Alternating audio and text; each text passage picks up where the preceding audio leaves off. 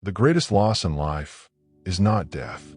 It's what dies inside us while we're still alive. There was once a man named Aarav. From the outside, he looked fine. A stable job, a daily routine, a quiet life. But inside, he was silently crumbling. Every morning, he wore a smile like armor. And every night, he drowned in silence, the kind that echoes louder than noise. He once had dreams, wild, burning dreams, to create, to inspire, to become someone the world would remember. But life happened. One rejection after another. People who said, forever, left without a word. His work felt meaningless, his days empty. And slowly, the fire inside him flickered, then faded. He stopped painting, stopped writing, stopped calling friends. He even stopped believing he mattered. He wasn't living anymore.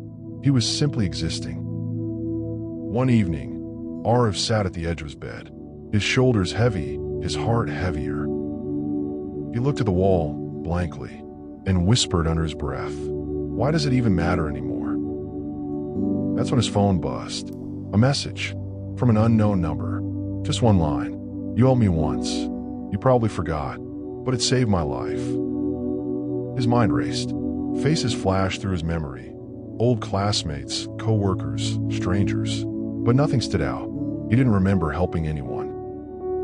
For the first time in months, Aarav felt seen. Not as the broken man he had become.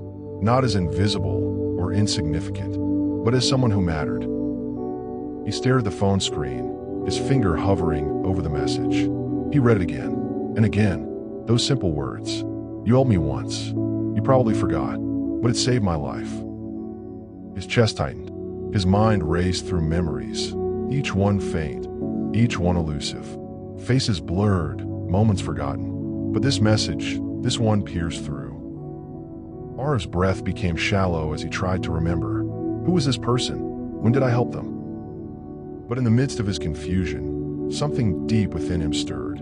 A quiet warmth, almost like the spark of a fire reigniting after years of neglect. He put the phone down. For a moment, everything stopped. His thoughts whirled, but the world around him slowed down.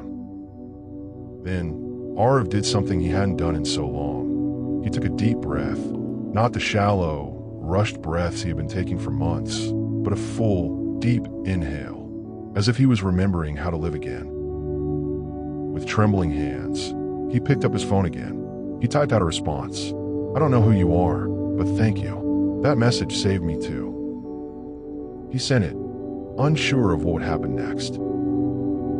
Minutes passed. He stared at the screen, waiting. His heart thudded in his chest. Then, the reply came.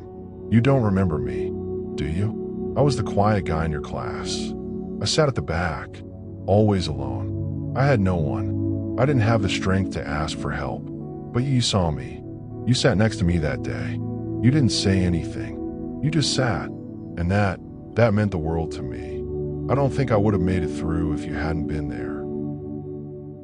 The words hung in the air, reverberating in his chest. The memory flooded back. That day in college, he had been late to class, and as he walked in, he saw the boy in the back, isolated, looking like he didn't belong. Aarav had no idea what was going on in his life. But something made him sit next to him. He didn't say much, just sat, just was there. That small, unspoken gesture had meant more than he could ever have known. Aarav's heart swelled.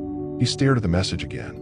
His hands shook as the truth sunk in. He had helped, without even knowing it. He realized then, maybe he didn't need grand gestures to make a difference. Maybe life wasn't about doing big things, but about being there. About showing up when no one else did.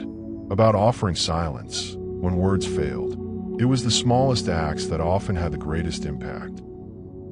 Aarav reached for his jacket. He was shaking, not from fear but from something else. Something like hope. Something he hadn't felt in ages. The next morning, Aarav met with the person who had sent the message. They sat across from each other at a small cafe. Two grown men, now strangers no longer, sharing a quiet moment of understanding. They didn't talk about the past much. They didn't need to. But in that moment, Aarav understood something vital. He had never been alone in his struggle, and he had never really been invisible. Someone had seen him, and in doing so, he had unknowingly saved them. Aarav walked away from that meeting with a sense of peace he had never known before. He didn't have all the answers. He wasn't perfect, but he was alive, and that was enough. So, if you ever feel like giving up, just remember, sometimes it's not about fixing everything. Sometimes it's about showing up, being present, and letting someone else know they're not alone.